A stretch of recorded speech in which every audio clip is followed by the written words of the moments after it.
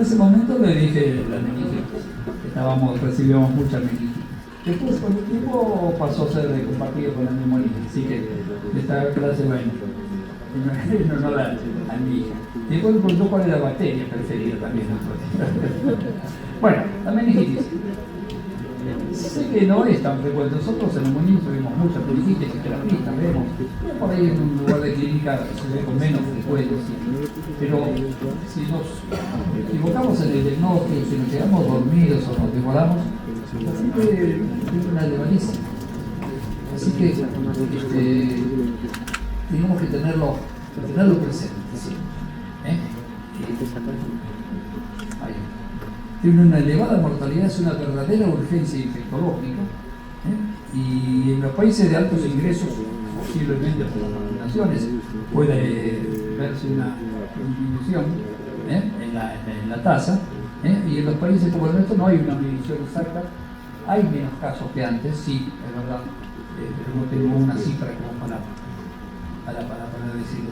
¿Cuáles son los agentes etiológicos? Son los que figuran ahí, el neumococo, un 30% de los casos, más o menos, el meningococo 10-15% ha ido bajando, el hemófilos de influenza un poquito menos, la histeria tenemos que tener en cuenta porque se ven pacientes más dañosos y más con inmunocompromiso, y muchas veces tienen una elevada mortalidad, como les decía, y una elevada tasa de secuela. Y después tenemos también las neumonías, las meningitis producidas por otros agentes, los virus, encefalíticos, los virus, y la meningitis, por ejemplo, por tuberculosis, que también es un diagnóstico diferencial.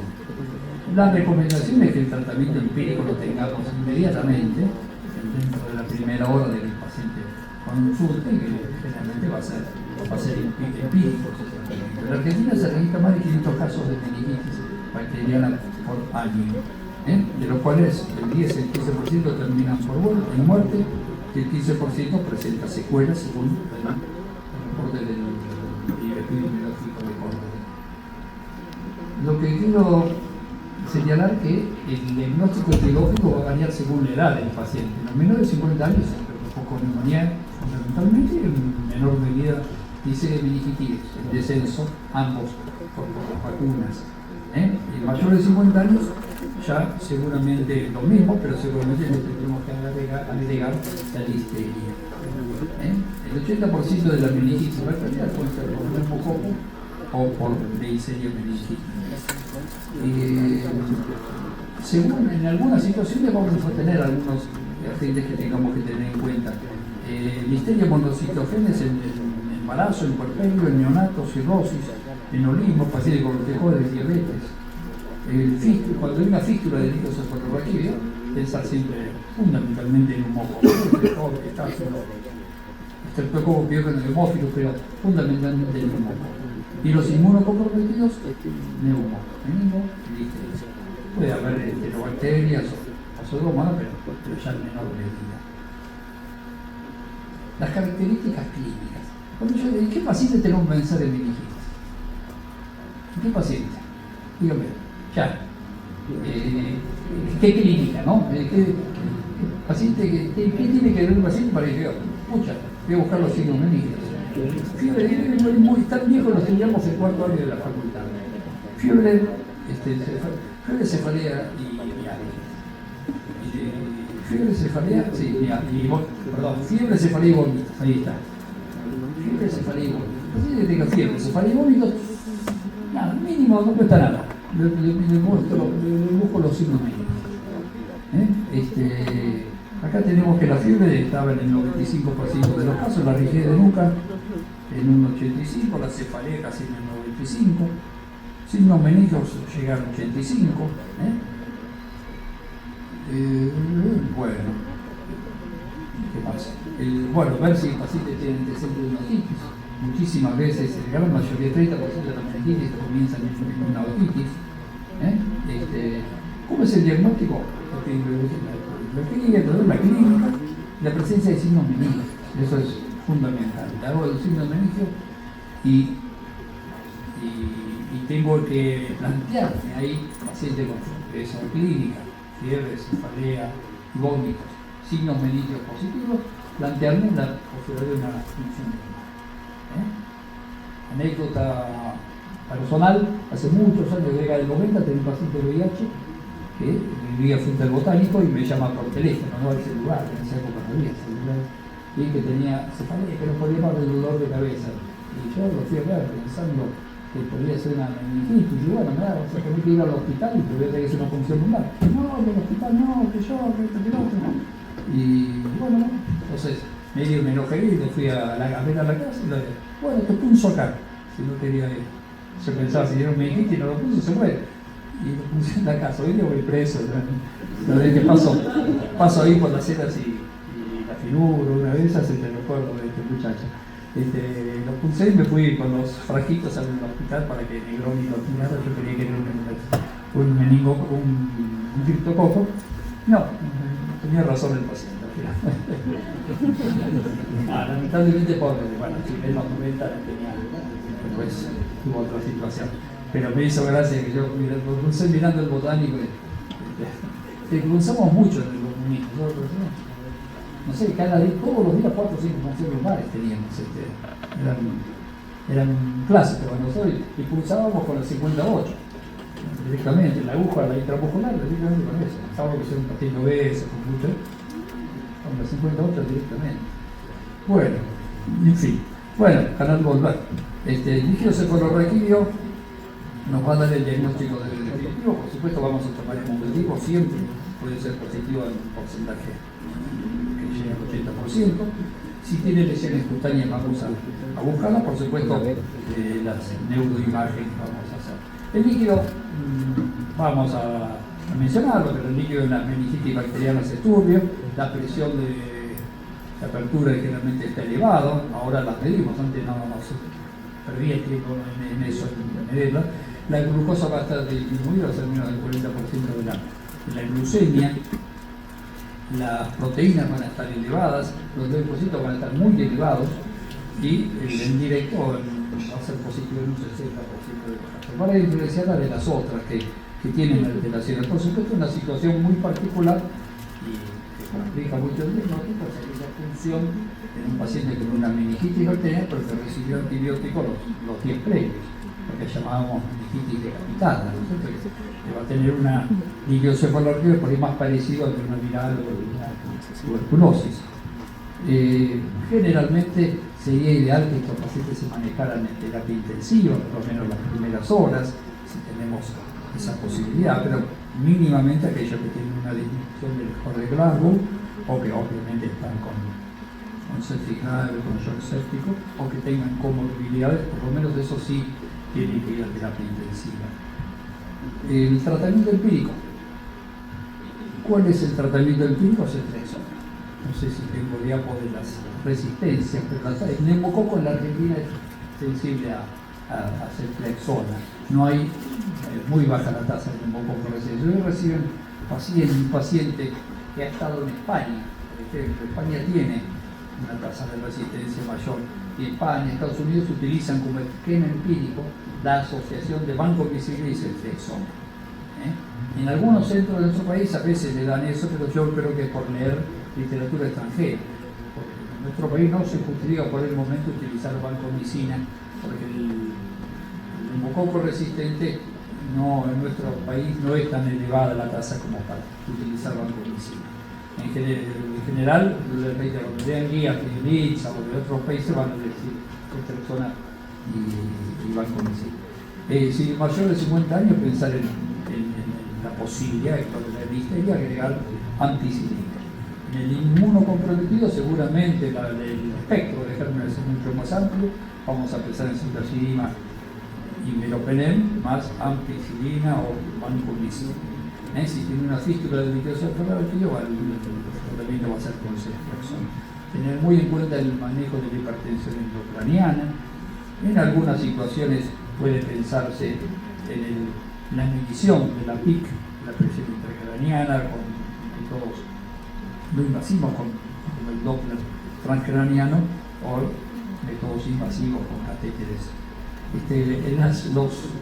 Los tratamientos de elección para el manejo de la hipertensión, la cabecera por supuesto 45 grados, mantener una TAM elevada, para que la presión de perfusión cerebral se pueda mantener. En algunas situaciones se utilizaba manitol o la hiperventilación si el paciente está con ventilación mecánica. El corticoide está igual siempre indicado en la meningitis bacteriana. No hay tanta evidencia, pero sí se utiliza porque sí puede demorar o disminuir la mortalidad. Bueno, lo que mencioné del neumococo, de la resistencia, y lo que mencionaba de la meningitis parcialmente decapitada, que no voy a tener el físico químico, va a ser difícil de interpretar, tener en cuenta esta posibilidad. Bueno, esto es repetir lo mismo. Las recomendaciones de aislamiento. ¿A qué meningitis deben ser aisladas? La que tiene meningococo y la que tiene hemófilus. No necesariamente el neumococo. Lo aíslo y tengo que hacer tratamiento de profilaxis en los convivientes, ¿no es cierto? Con rifampicina 600 miligramos cada 12 horas, 4 dosis en total, tanto para el meningococo como para el hemófilo. Por supuesto, eso se avisa en el colegio también, porque si los chicos comparten o si ha estado en el código, a veces son situaciones que hay que intervenir los especialistas para definir qué tratamiento tenemos que hacer. Creo que estamos todavía en el tiempo, entonces voy a empezar. No sé si hay alguna pregunta de meningitis.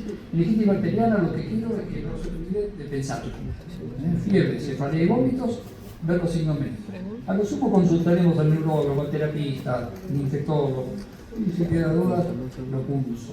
Antiguamente no teníamos tanta disponibilidad de tomógrafo. Lo ideal sería tener una tomografía, obviamente, antes de pulsarlo. Pero, no lo puse acá, pero puedo hacer con bastante fidelidad una punción lumbar sin tomografía previa si el paciente tiene un buen Glasgow y no tiene ningún signo de foco. Con bastante certeza puedo hacer una punción lumbar. Ideal si tengo la tomo, por supuesto, pero no demorar, eso es lo que quiero decir, no demorar la punción lumbar, porque si el tomografista me dice, no, venite, son las 4 de la tarde, venite a las 20 y hacemos la... No, si no lo puedo tomografiar hoy, lo punzo igual o lo trato igual. Si no tengo certeza, porque veo un extravío, alguna cosa que me ve, lo trato. Tomo hemocultivos y lo trato igual, empíricamente. Si no lo puedo hacer, no demorar la punción lumbar y o el tratamiento por la realización de la tomografía. Las meningitis virales son el otro gran desafío y el diagnóstico diferencial. Hay muchas causas, pero globalmente tienen un tema en común. En general son benignas, de evolución benigna, de hecho no le ponemos tratamiento, salvo en la herpética, y la encefalitis herpética, y evolucionan favorablemente, pero tengo que tener la posibilidad de diagnóstico, sea por las PCR, cefalorraquídeo, en los métodos moleculares actuales. Distintos estudios han mostrado que las enterovirosis son más de la mitad de las meningoencefalitis virales, un 20% de las meningitis en general, y los herpes simples, de meningoencefalitis, una de cada 4 meningoencefalitis virales, más o menos 10% se traerá. Después, varicela, Epstein-Barr, citomegalovirus, sarampión, parotiditis, todos esos pueden ser causa de meningoencefalitis viral. Como dije, el tratamiento es sintomático, en general antipirético, elevación de la cabecera de la cama, antieméticos, analgésicos, corticoides, a veces generalmente hacemos para reducir el efecto inflamatorio una dosis de 1 o 2 días, así que no más que eso. Lo puse, bueno, lo que sí tenemos que tener en cuenta es la encefalitis viral. Eso es el gran elemento causal. No sé si la puse, no. Se ve que en el énfasis por acortar se ve que no lo tiene. La encefalitis herpética es el gran elemento que tenemos que tener en cuenta. Paciente con deterioro del sensorio, con un cuadro parecido, básicamente si puede tener convulsiones, afectación en la tomografía o en la resonancia de la región temporal, considera la posibilidad de que pueda ser una herpes. La encefalitis herpética tiene una mortalidad del 80%, a diferencia de las meningoencefalitis virales que no se muere nadie. Pero la encefalitis es muy elevada, y si no la mortalidad, la tasa de secuela. Atiendo una señora que ahora debe tener 65 o 70 años, que la conocí de joven y era una luz brillante, y hoy día, pobrecita, pasó una encefalitis herpética y con mucha secuela, y quedó realmente una pena, quedó mal, pero porque tardaron en ponerle el tratamiento. Así que considera, incluso cuando yo tengo dudas de un paciente que está en coma, por ejemplo, grave, yo le pongo la ceftriaxona porque pienso que es un neumococo, le pongo ampicilina si tiene factor de riesgo para la listeria. Y si tengo dudas de que pueda ser una encefalitis viral, porque no pude estudiarla todavía, no le pude hacer la PCR del líquido cefalorraquídeo todavía, bueno, empíricamente le puedo poner aciclovir. Estoy habilitado para ponerle aciclovir hasta que defina el diagnóstico. Por supuesto, si te viene un micrococos en el líquido cefalorraquídeo, un cultivo positivo para neuma, se lo sacaré. Pero la mortalidad era del 80% antes de la que contáramos con la posibilidad de tratarlo con aciclovir. Bueno, y lo último creo que me queda es, porque me quedan 10 minutos nada más, sí, 9, es la tuberculosis, que continúa siendo un gran problema de salud. En el 2016 se diagnosticaron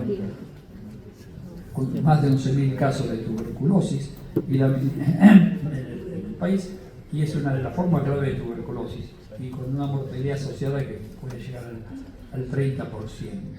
Tener en cuenta los antecedentes epidemiológicos, la zona geográfica, la profesión, el estado inmunológico, si es un paciente con HIV, con diabetes, con embarazo, con tratamiento con corticoides, el análisis de líquido cefalorraquídeo, que va a ser un poco un intermedio con un líquido claro, con la famosa hipoglucurraquia, que no siempre se termina viendo, hipoglucurraquia, pero no tan marcada como en la bacteriana, aumento de las proteínas, no tanto como en las bacterianas, y aumento de las células al predominio linfocitario. Es muy raro que pueda haber el bacilo de Koch en el líquido cefalorraquídeo. Hoy día contamos con métodos moleculares que nos permiten hacer un diagnóstico rápido y con una alta tasa de posibilidad, con la PCR en tiempo real que se puede hacer en algunos lugares, que nos pueden dar no solo el diagnóstico, sino también la posibilidad de si el germen es resistente a rifampicina. El tratamiento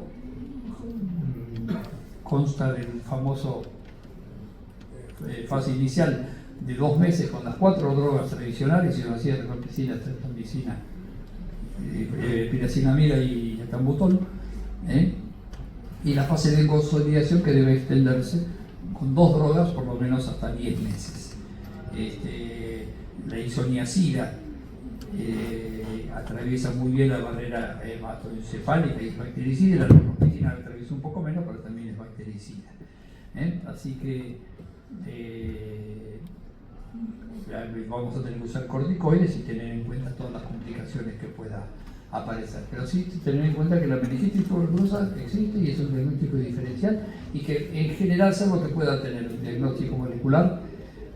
El diagnóstico definitivo lo voy a tener con el cultivo, que puede llegar a tardar un mes o hasta 2 meses. Así que la decisión de poner un tratamiento para tuberculosis muchas veces se clínica y tenemos que definirla ahí en el equipo en base a los elementos clínicos, radiológicos y de laboratorio.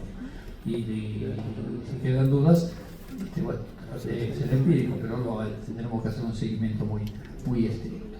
Me quedó en la agenda la posibilidad de hablar de meningitis por criptococo, pero no lo voy a hacer porque tenemos clase de HIV para el médico clínico el martes que viene, así que ahí veremos algo de criptococosis y la encefalitis herpética, que no me dio el tiempo. Bueno, no sé si hay alguna pregunta en cuanto a meningitis. Nada. Bueno, les voy a